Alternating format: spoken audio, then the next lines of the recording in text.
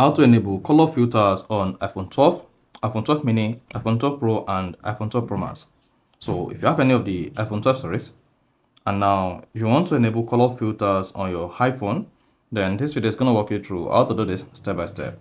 So if none of this, you find this helpful and informative, please don't forget to like and then subscribe.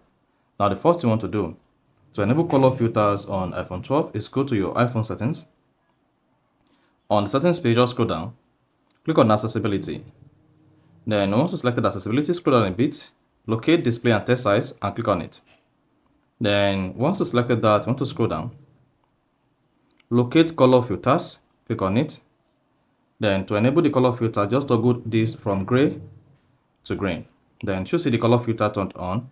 Now you can choose between grayscale, red and green filter, red, green and blue filter, green and red filter, yellow and blue filter, then color tint, then as well increase the intensity or reduce the color intensity. You see that?